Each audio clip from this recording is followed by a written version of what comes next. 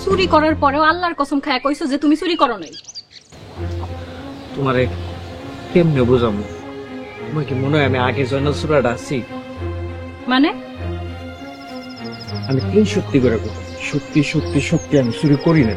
তাহলে সবার সামনে যে কইলা যে তুমি চুরি করছো? এছাড়া আমার আর কোনো উপায় আছে বল? চেয়ারম্যান সাহেবের বাসানির লেগে আমি এমনটা করছি। কিন্তু এখন কি করবা তুমি? মাত্র 2 দিনের সময় নিছো, এই 2 দিনের মধ্যে 5 ভরি স্বর্ণ জোগাড় করবা কেমনে? আমি জানি না, আমার মাথা কাম করতেছে না। কাম করতেছে না কইলেই হইব? পাহারাদারের দায়িত্বে তুমি আসিলা, চুরি না করলেও কেডা চুরি করতে পারে এটা তোমার জানার কথা। মনে করো, চিন্তা করো, সেদিন রাইতে কোনো সন্দেহজনক কিছু দেখছিলা কিনা? এমনও তো হইতে পারে কোনো তৃতীয় ব্যক্তি গয়না চুরি করে পলাইছে। পাইছি। কি পাইছো? কেমনে গয়না ফেরত আনতে বুদ্ধি পাইছি। কি বুদ্ধি? আবার চুরি করতে হইব। আবার চুরি?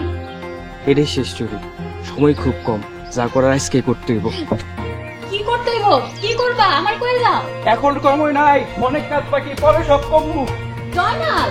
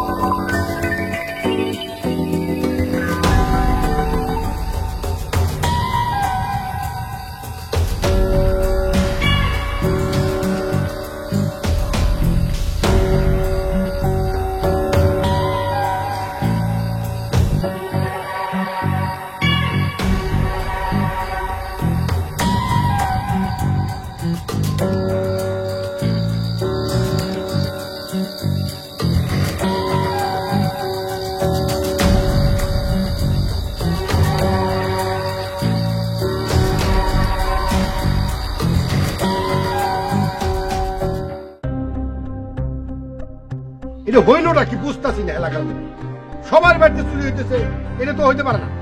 আমার বাড়িতে গতকালকে সিংকাটা তোর আমার ঘর ঢুকছে। আবার চুরি হয়েছে? হ্যাঁ। কি চুরি করছে? হয়েছে তো না, তেমন কিছু নেয় নাই, কিন্তু চোর সিংকাটা আমার ঘর ঢুকছে। চুর যেহেতু মাটি কাটটা ঘরে ঢুকছে, কিছু একটা তো অবশ্যই চুরি নিছে। কি নিছে কোন তো? না, আমার ঘর থেকে চুরি আনে। আপনার মনে ঠিক মতো মনে পড়তেছে না?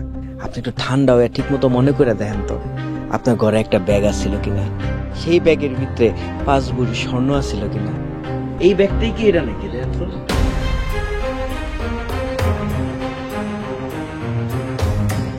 কি এখন মুখটা একটু শামের মতো হয়ে গেল কেন? কথা কর না কেন? অসুবিধা নাই, আপনার কইতে হইব না, আমি কইতেছি। চেয়ারম্যান সাহেব, যেই দিন এই গহনার ব্যাগ চুরি হয় সেই দিন রাইতে আমি উনারে দেখছি চুপি চুপি সেলিম ভাইয়ের বাড়ির থেকে বের হইতে। উনি গণ্যমান্য ব্যক্তি, এই চুরির পিছনে ওনার হাত আছে এটা আমি কখনো ভাবি নাই। কিন্তু কাইল রাইতে আমার মাথায় একটা জিনিস এলো, এটা চুরি না হয়ে কিন্তু ষড়যন্ত্র হইতে পারে। এর লেগা আমি তার বাড়িতে চুরি করবার লেগে ঢুকছি এবং তার ঘরের ভিতরে এই ব্যাগটা খুঁজে পাইছি। মিশা কথা, সব মিশা কথা। এই ব্যাগ আমি জীবনে চলে দেয়নি। মিশা কথা না, আপনি এই ব্যাগ কোনো জন্য দেখেন নাই না? না। ঠিক আছে, এই ব্যাগ এখন পরীক্ষার জন্য পাঠানো হইব। এই ব্যাগের উপরে কার কার হাতের ছাপ আছে সব বাইরে আইব। এটা পরীক্ষা করার কি হলো? পরীক্ষা করার দরকার কি? এই সেলিম একদিন আমার কাছে গেল, আমার কাছে গিয়া কইলো, নুরুদ্দিন ভাই, নুরুদ্দিন ভাই বাড়িতে আছেন? কে? আসসালামু আলাইকুম ভাই। ওয়ালাইকুম সালাম। আরে সেলিম মিয়াজি, কি খবর? হুট করে আমার বাড়িতে? ভাই আমার কাছে একটা গুরুতর বুদ্ধি আছে ভাই। বুদ্ধি? কি গুরুতর বুদ্ধি? আপনার শত্রুকে এই এলাকার চেয়ারম্যান। যার লাগে আপনি চেয়ারম্যান হইতে পারতেছেন না, আর আমার শত্রু হইলো ওই জয়নাল চোরা। আমার কাছে একটা বুদ্ধি আছে, আপনি যদি বুদ্ধি মতো চলেন তাহলে ওই চেয়ারম্যান এবং ওই জয়নাল চোরা আমরা গ্রাম ছাড়া করতে পারবো। কি বুদ্ধি কধি?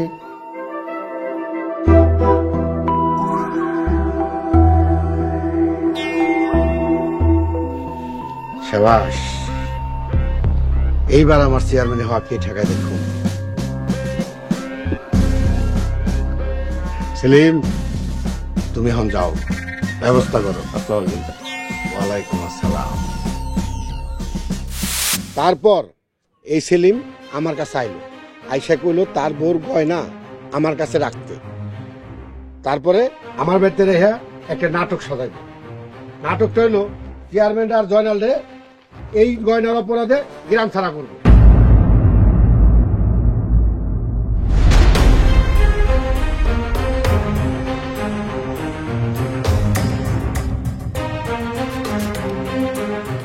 জয়নাল আমার গোপন কথা জানতো, আমি ভয় পেয়ে গেছিলাম যদি আমার গোপন কথা ফাঁস করে দিত, এজন্য আমি তারে ফাঁসাইতে চাইছিলাম। সবাই আপনারা আমার মাফ করে দিয়েন। এত বড় অন্যায় করে আবার মাপ চাইতাছ? আমাকে চেয়ারম্যান ফেরেশতার মতন মানুষ, এত বড় অন্যায় করে তুমি পারবা ভাবতেছো? কোনো মাপ নাই। মাপ নাই। থামেন আপনারা, আমার কোনো রাগ নাই, আমি কোনো কিছু মনেও করি নাই। জয়নাল আমারে বাঁচাইছে, তা না হইলে এতক্ষণে আমার বাড়ি ঘর এগুলি অগনামে লেখা দিয়ে আমি গ্যারাম ছাড়া হয়ে যেতাম।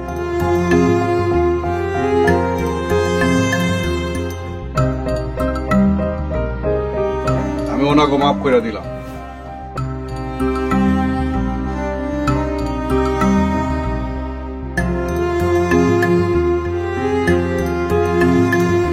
ঠিক আছে, আমি সব আসি।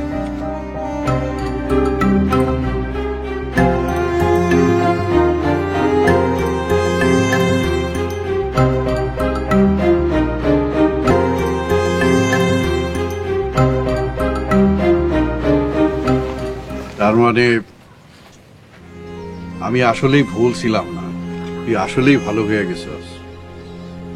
আমি আপনার দোয়ায় আর আল্লাহর রহমতে আগের জয়নাল চোরাটা নাই। আমি এখন এই গ্রামের প্রহরী। খুব ভালো। জয়নাল, আমার কোনো সন্তানাদি নাই, তোরে যদি বলি তোর বাকিটা জীবন আমার লগে আমার সন্তানের মতন কাটায় যাবি, তোর কোনো আপত্তি থাকবো?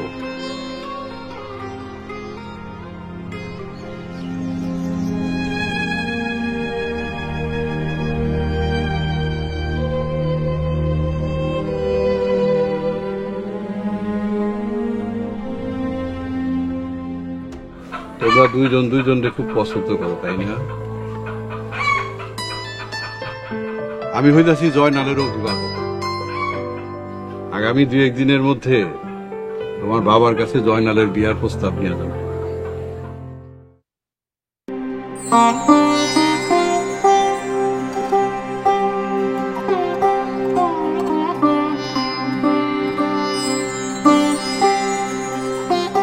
সৎ পথে থাকলে আল্লাহর রহমত অবধারিতভাবে মানুষের উপর নাজিল করে। আমিন। আমিন।